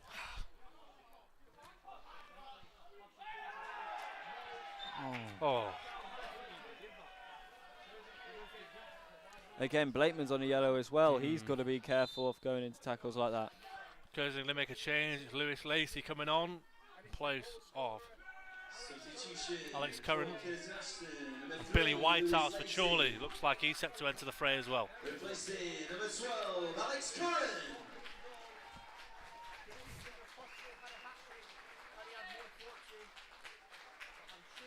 Blakeman's off here. Oh, first change for Chorley. 66 minutes. It's Adam Blakeman off. Billy Whitehouse. The return of Billy Whitehouse. I think that's probably a smart substitution there from Andy Priest, because Blakeman's on a yellow and he's seemingly a little bit frustrated from where the game's just been going this evening. That's probably the right decision just to get him off. Again, he's not had a bad game by any stretch of means, but it's just being that cautious thinking. He's on a yellow. Can't risk it, but Griffiths delivers. So towards the back post. Straight at Irwin now, and comfortable. Irwin, though, tries to take it long and quickly. Whitehouse looking on, getting in on the action, and he gets it wrong, no. Warren Clark's moved into the left-back position, and Whitehouse has moved up into left It looks wing like position. it's almost a left wing with Carr just occupying Think more the it's right-hand channel. If I'd have to guess, Pete, of this formation, I think it is a 4-2-2. Chorley are playing with Horbury on the right. Good touch from Montgomery, opens his body nicely. Driving has to go, he may have to go back here. No, he doesn't. He still keeps the ball, goes forward to Henley. Back to Montgomery. This time, though, he will have to go back to Mark Ellis, who's seeing Billy Whitehouse and Cole Hall there, as Hall does well to flick it on, finds short Horbury's chest, and Sobowale takes a chance, doesn't he, Ryan? Yeah, I thought he was going to head it back, and then that could have caused even more issues, Pete, if he headed it back and the goalkeeper wasn't too ready for it. We saw something similar at Southport when Adam Henley headed it back to Irwin, and yeah, we don't want to repeat that, although if it's gone the other way, we don't mind so much. Yeah. Spencer again, though, goes for that sort of flick, doesn't go quite how he would want it, but Calverley shielding it, and it gives Tom Carr something to chase after, and he's got pressure on Will Hayhurst. He heads it and then just hooks it out and towards the far side, just past halfway, and Henley wants to get on with it. And Eze's going to be coming on as well here, Pete. Yeah, Diva Meze has just got the call from Andy Priest. Oh! Clash of heads, I think, there between Stefan Moles and Cole Hall. Billy Whitehouse gets his first touch, flicks it to Cole Hall. Tom Carr gets it, goes for goal, and it's just over. Chorley fan trying to save it from going out of the stadium there. It was a good attempt to get a fingertip on it, but fortunately can't keep it in play on this occasion. But that was a great move again from Chorley. Cole Hall, great control, laying it off before Carr gets that strike away. Connected with it sweetly, but just kept rising, unfortunately, for Chorley on this occasion. But again, good to see Whitehouse's reintroduction, doing some nice play there. Already linking up well with Cole Hall. Yeah, it was really good from Billy. Good sign of things to come, hopefully. Obviously, we know that Billy can bring to the table from his previous time over 3 seasons. For Chorley, Bobby Jones just looking to take his time with his goal kick. 69 minutes gone. Cole McGee, sorry. Calls for it, gives one for Cole Hall to chase, but Marcus Posh is there, and again, in no rush to take it. Craig Marn, interestingly, Ryan, has gone to warm up. Again, I think he just knows this is probably a game where his dark arts could probably be quite handy for Curzon. Darby down the line. Spencer battling away with Clark as Posh heads only to Horbury. Flicked on by Cole Hall, well won by Tom Carr. Turns brilliantly. Oh, his pass is just a couple of yards too long. Chorley still looking and pushing for a way back into it. Montgomery Again, finds McGee. Options left, finds Clark. Clark then goes towards Billy Whitehouse, does really well. Whitehouse, left hand side, cuts inside. Whitehouse goes left, goes right, inside, crosses, corner. really Good play from Billy Whitehouse there, Ryan. smart trickery winger play, wasn't it? Cuts in on his right, cuts in on his left, and he's turned that Curzon defence inside out for a split second, and you just thought maybe when he cut in on that right foot he could have just gone for a goal, but did really well to win a corner. He's got a chance to deliver a good corner here. Whitehouse takes the corner, it looks free in the box and eventually headed clear. The flag is now up for offside. Again, You don't see that very often though, do you, Ryan? Whitehouse taking the corner, obviously Blakeman's now off. And it comes in and there's no one there from a Chorley point of view, and it's Curzon that are left free to head it clear. you just would have thought Mark Ellis would have been there, as he is every single week usually. That is the type of header which Mark Ellis just finds himself free, and he usually heads it home. Really unfortunate, because that was a perfect delivery from Whitehouse. Going after his impressive performance at the weekend, Horbury makes way for Eze, and Eze we're looking to make a statement here. Confirmation of the change. Stephen Meze, an attacking change from Andy Priest. Comes on for George Horbury. Plenty of attacking options on the pitch for Chorley now. They look to get back into this game with 20 minutes plus stoppage left to play. And Ellis.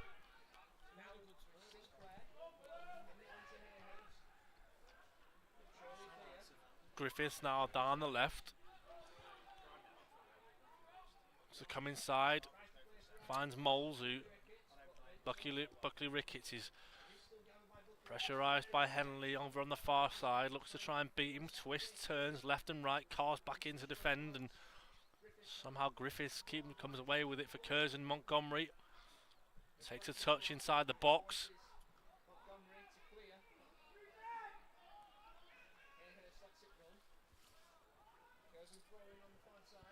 So he's got Wilson over there warming up from a Chorley point of view, along with Jack Moore. He obviously still got Mamadou Toure, and I think as I just say that, Andy Priest is calling for Mo Toure. Clear handball from a Curzon player. He claimed it was off his chest. And Mo Toure looks set to be the next Chorley player, stripped and ready to come on, Ryan. Yeah, and Owen takes it quickly though here, Pete, and it's an opportunity. Cole Hall puts a little bit Not of pressure convincing though. Whitehouse puts his foot down on it, gives it to Carr, and Carr just too much pressure put on him and he can't keep it. McGee now, and the pressure from Spencer. Good touch from McGee though, great pass to find Dubameze. Eze finds Clark. Clark does really well, finds Billy Whitehouse. Left hand side for Chorley. Crosses, looping. Free header from Moles, but it's out to Christy Montgomery. Picks out Tom Carr. Calverley flagged for offside, and it's so tight. Again, it's just it feels like it's now gonna be one of those nights, Pete, where just things just aren't going Chorley's way. It's just I hate to say it, but I think you might be right. Look, Chorley have been really good in patches tonight. They've been really promising and really positive, but it just hasn't quite fallen for them. Going forward, it's just been fantastic. The Cole movement, Hall making way. and it's been a really good performance from Hall, and this gives a different dynamic, doesn't it, Pete? Because they're different players, Hall and Toure. Turns off the height and how Toure uses his body a little bit different. He likes to hold up the ball a lot more.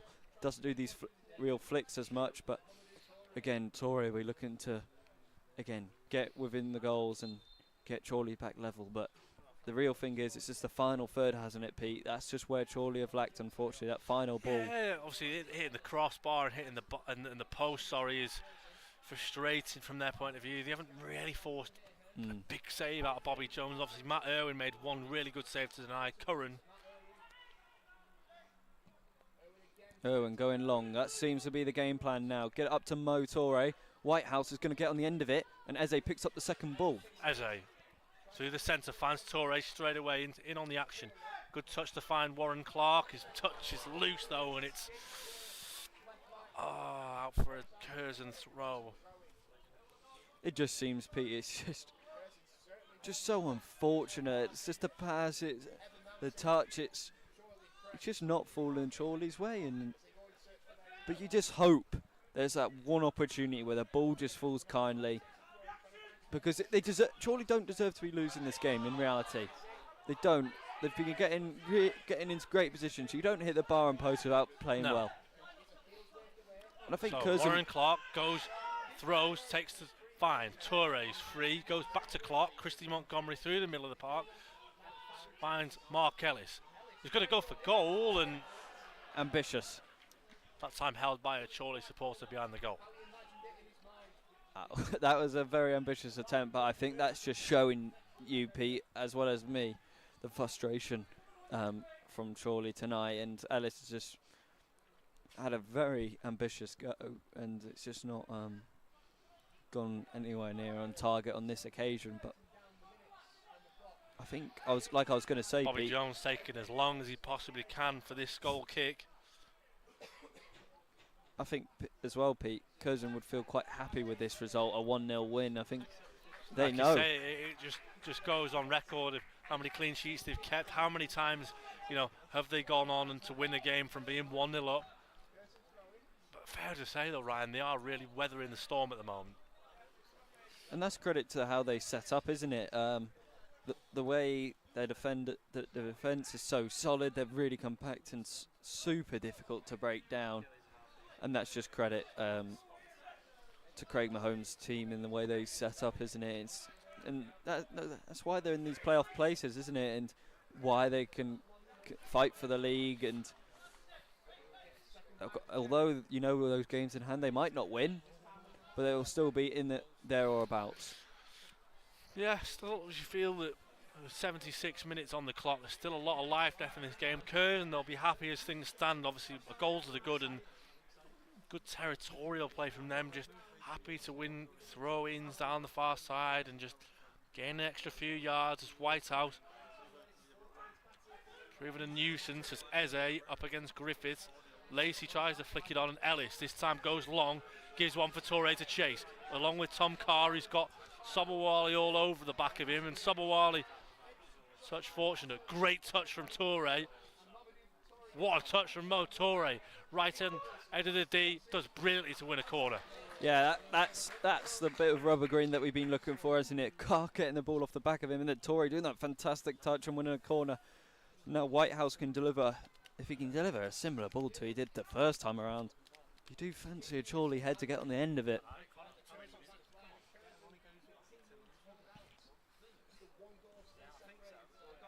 But again, the long ball's causing issues as well, Pete. Whitehouse now to take this corner. So in it comes from Whitehouse. Col McGee's free. Calverley's up. Not enough on it though, and Lewis Lacey looks to clear. Only two. Dubem Eze. Left hand side finds Carr. Takes a touch. Oh, he almost nutmegs. Number 8 is Buckley Ricketts now. He's 1v3 and just takes down Warren Clark. And for me, Ryan, that should be a booking. It is a booking. Yeah, it's a nasty challenge, and Mahomes' assistant manager can't believe it when I think deep down he probably does know that's a yellow card. It's not a pretty challenge, and Buckley Ricketts himself, I think, appreciates it as a yellow card. He wasn't really protesting that one too soon. Berman will take. It's a high line here, Pete. And look at the goalkeeper positioning of Bobby Jones. He's ready to come and claim this one. Irwin has got to get this delivery right. He has. Irwin. Just inside his own half. Lofts it high towards the head of. Mark Ellis is beaten in the air for once as Clark. This time, and Lewis Lacey, if he'd have got a touch on that, Ryan, he could have been free for Curzon.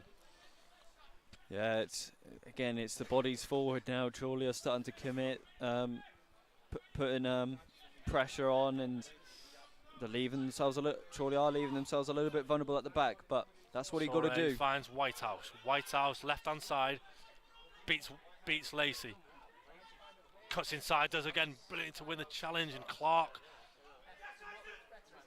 goes to cross, but it's blocked away by Ben Darby, who for Curzon has been brilliant tonight. Sinclair finds Henley as Spencer. Off's one over, but Irwin calm, does well. Finds Henley Sobowali up. Good chance here, and Buckley Ricketts is in on goal. He's onside. Broken it. He's beaten round Matt Irwin. What a challenge, Adam Henley. Heroic defending from Adam Henley to keep it at 1-0. Really fantastic defending that. He was the last man. The last body. Irwin was beaten. It was brilliant skill from Buckley Ricketts to get around Irwin. But Henley did not give up the chase, and he has hurt himself in this one, Pete. And he is going to get treatment, but my oh my, that was unbelievable bit of last-ditch defending from Adam Henley, and hopefully he has not got an injury. What a challenge from Adam Henley. You thought for the world it was going to be a goal, didn't you, Pete? I mean, every credit to Buckley Ricketts. He breaks the offside trap, and then you think, is he going to go early? Is he going to go low under Henley, under Irwin? Sorry, and then he actually rounds him, and it's brilliant composure actually from Buckley Ricketts to round Irwin, and then Henley out of nowhere just comes sliding in, perfect timing. I think it's going to have to be a change for Chorley, and Jack Moore looks like he's going to have to come on to replace Adam Henley after that unbelievable challenges.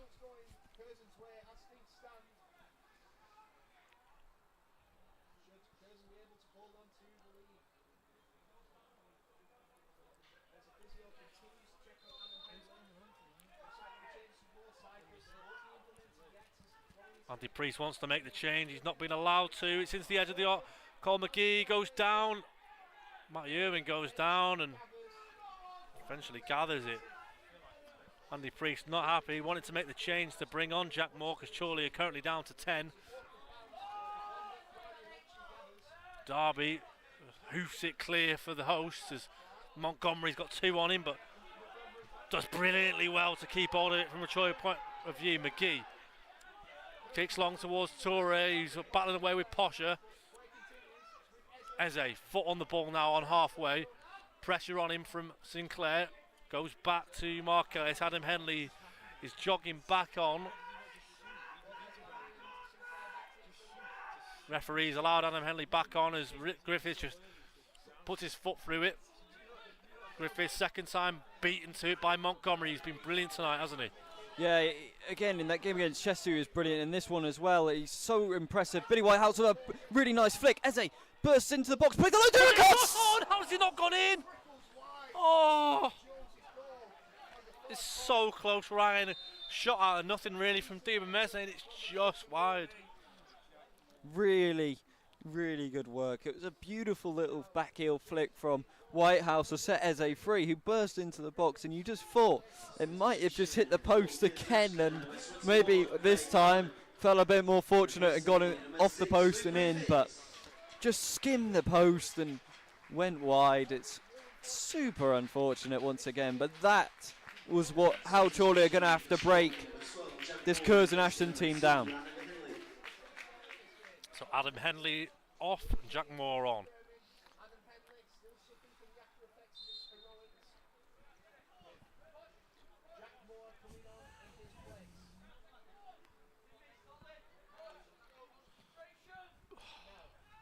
Jones going long, looks like straight out for a Chorley throw. Now we get to see a bit of the dark arts again from Mahone. Montgomery flicks it over Mahone. And there it is again, the ugly side of the game, but it's just so smart with how he does it. He's holding on to Montgomery. frustrating at the moment, Ryan, from a Chorley point of view. They've knocked and knocked and knocked on the door, but no one's answered at this moment in time. And Eze, just wonder whether that'll be the closest they get, as Moles puts it across the box and Irwin claims it really nicely. Irwin goes long again. Target man of Torre. Just pulled there by Sobawale. And you do wonder why the officials in this league don't give fouls for pulls and pushes to the ground. It is rather frustrating when you see it, but when your team gets away with it, it's great. But when you're on the receiving end, it is quite frustrating. You're seeing your striker go down, being pulled. His shirt was evidently all over being the held. back of him there. And he's offside this occasion. And Spencer there just giving a few words to the linesman for no reason. Just trying to get in his head, it seems, as well.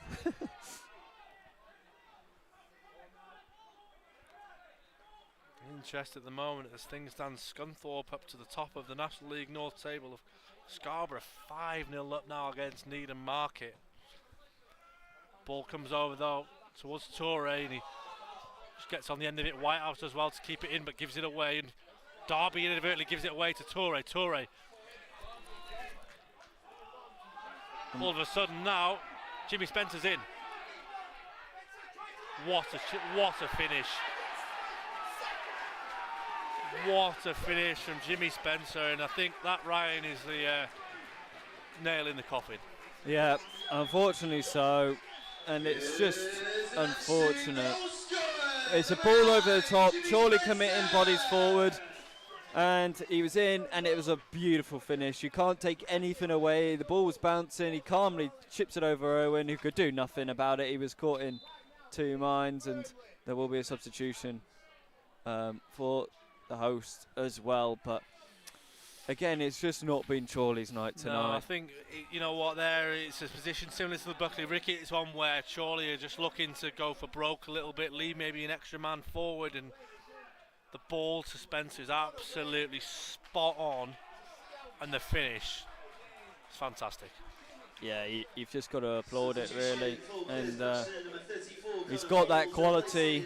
As Jimmy Spencer, he's been doing it all night. The confidence, almost swagger as well about him, but it's so frustrating, isn't it, Pete? Though we've had so many chances in the first half, and the second half, Curzon have limited Chorley, but it just has not been the night, and that's the frustrating part, because you have the opportunity again to keep the pressure on at the top step, and Curzon now get to close the gap on us as well, and every game counts, and just chance now. Torre on Posher.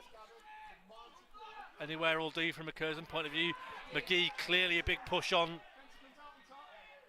by Spencer, and now Curzon looking to break away again.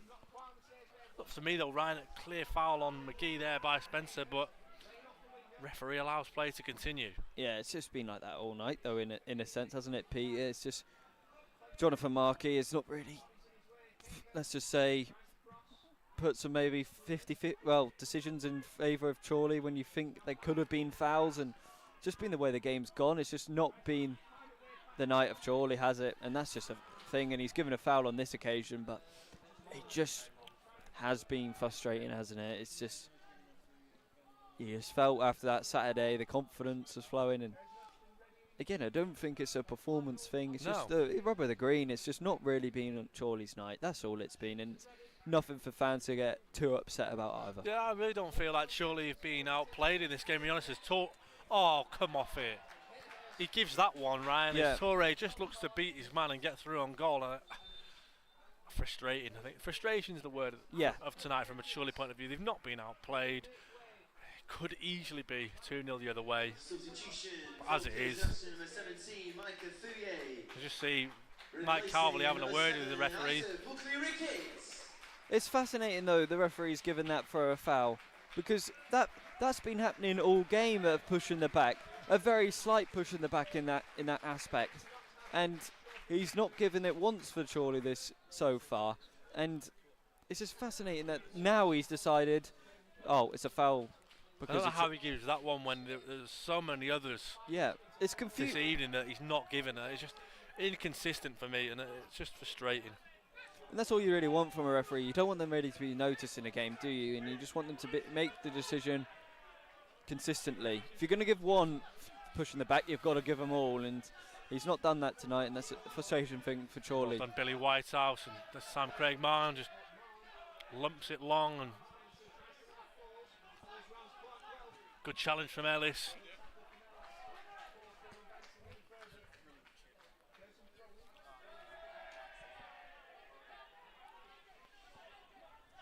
Again, it's just game management now for Curzon. They're looking to go down the dugout side and get corner, go towards the corner and just frustrate Chorley. They're two goals clear, and you just almost waiting for the official, and Montgomery's giving it away. Afuye, where does that come from though, Ryan? You know, where has that come from? And now Chorley all of a sudden going up the other end. Craig Marn's looking to come back. Eze, chance now for Chorley in the break. Carr's up, Touré's up. Where will he go? Whitehouse is there as an option. Finds Touré. Jack Moore's there into the box towards Kari. Still going Montgomery. Goes for goal. It's wide. And that's just been the night for Chorley. Strikes have just not gone the right way. There's been six added minutes. Not sure where the referees really found that. Maybe for that Henley incident where he was down for a little bit, but 6 added minutes is a little bit extreme. Thanks for your kind words, Jeff. Great to have you listening in with us this evening on what's been a frustrating night. It's fair to say Chorley huffed and puffed, but just not. Again, hard to explain for those that aren't here at the game. I really don't feel like you could go away from this game feeling too disheartened. Obviously, a defeat looks all but set to be on the cards, but Chorley have performed really well tonight, to be honest. Yeah, the scoreline's a bit too harsh. I think one would have been fair enough. And again, he's given an advantage for no foul on a Curzon player. That's the confusing part. It more seemed like Eze was fouled. If he goes back, he probably has to book Dubemeze for that, but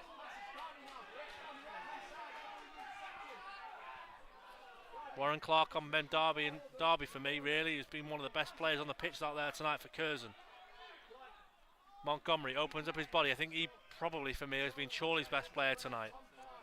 Yeah, I got to agree. Oh, again, it just doesn't fall for him.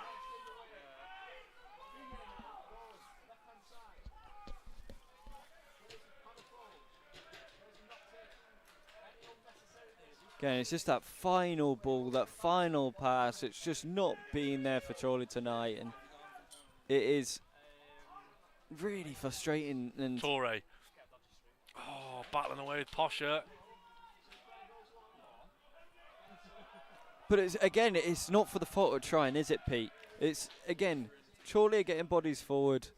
They're trying their best. It's just the final ball is just not being there for whatever reason. On another night, they get half these balls. Could have been 2-0 to Chorley. Yeah, we could have been winning this game comfortably, going into half-time, 2-0 up. And we're talking about a different game here, but after hitting the bar and post, but it's not to be.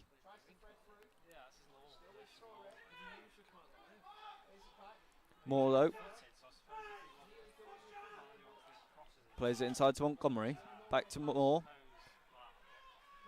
Linking up quite well. Moore delivers to the back delivers post. Towards Calvary at the back post.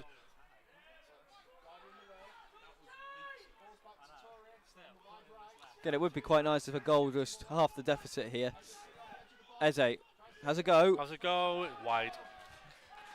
And that's just been the story of the second half effort. So just gone wide of the post.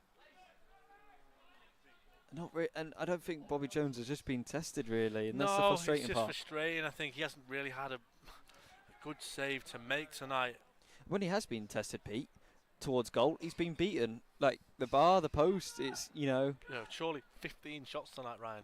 15 shots tonight from Chorley, and frustrating, I guess, that 2 of those shots have been on target, of course.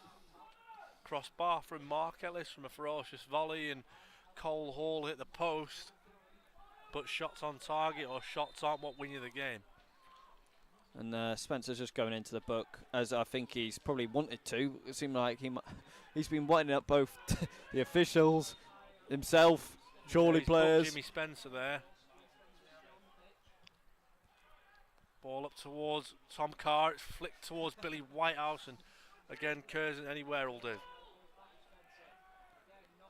I think it's just the way this Curzon team's playing. It's just so free-flowing, and the way they light the ball on the floor. This pitch just suits them to an absolute T, doesn't it, Pete? And you've got to give them credit, the way they've defended Good header today. from Tom Carr. He's been brilliant out there tonight, to be fair. Again, Calverley. McGee does well there to keep the ball. Still a chance here for Chorley, you just don't know. Time's ticking as tries to find Whitehouse. Coming towards us, Ryan, and a minute and a half to go. Odds are not in Chorley's favour at the moment. No, I think Chorley would need a little bit of a miracle to get back into this one. Ellis, though, picks up the ball just on the halfway line, and gives a pass to Carr, but it's intercepted. Ellis, though, done well again, Tom Carr. Ellis is just taken tripped down over by his own own teammate. player there, and now Curzon a chance to break away. Craig Marn through the middle. Finds Hayhurst. Ellis is down on the just on the side near us. He's just jogging back. Going to the corner. There's a 2-0 up, but again, it's a ball across. Spencer, it's for free. Oh, it's in. Oh, goodness me.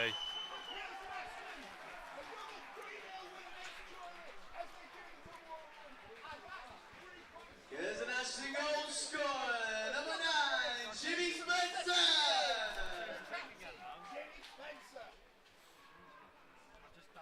Such a good finish again. Top corner, smashed it, but he had so much time, so much space to pick his corner, and you give a striker with that much quality, that much time, they're going to put it in the top corner, aren't they, and just put the nail in the absolute coffin.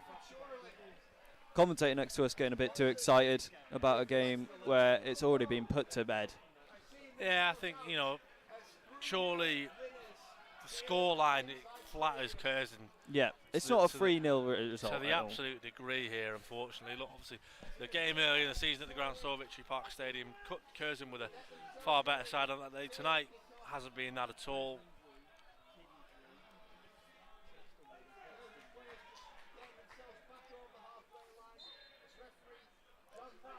And that was the final kick of the game. Not the Magpies this evening at the Tameside Stadium. A goal in the first half from Alex Curran, followed up by 2 goals in the second half from Jimmy Spencer. Condemned the Magpies to a defeat on the road tonight, Ryan. But as we've said throughout tonight's coverage, hasn't been without a fair share of chances for Chorley. Yeah, it's a frustrating one. This is not a 3-0 defeat, although the scoreline says it was. It definitely wasn't. The lads gave absolutely everything tonight, and on another day, Chorley go into that first half break, 2 goals up, and again, Chorley will bounce back. Need a market on the road. It's a long old trip. If any Magpies fans are going for that one, wish you a safe journey. And any fans that have been here tonight, we wish you all a safe journey home as well. As we've said earlier on, Ryan, you know, a game in a 46-game season, you're going to have a little blip, and I think it's important that ultimately Andy Priest and his backroom staff move on quickly from tonight ahead of a big trip away to Needham Market on Friday, on Saturday. Yeah, certainly so. And again, they've got to, I'm sure Chorley will look back on this, the mistakes that were made. Again, I think it's just an organisation of that Curzon back line, which in a way frustrated Chorley. Didn't really give any opportunity to get any strikes away, and limited Chorley's set pieces too. And that's credit to Mahone and his game plan. He clearly set up well. But Chorley will be looking to bounce back. It's a long trip to Needham Market, but the lads will certainly be up for it, like they were tonight, and hopefully the rub of the green will be on Chorley's side. Well, not our night tonight, but an opportunity to put things right this weekend at Needham Market. I'll be there for that one, Ryan. I'm sure you'll be listening in one way or another. A long trip for myself and the team to make for that one. And thanks everyone for listening in tonight. But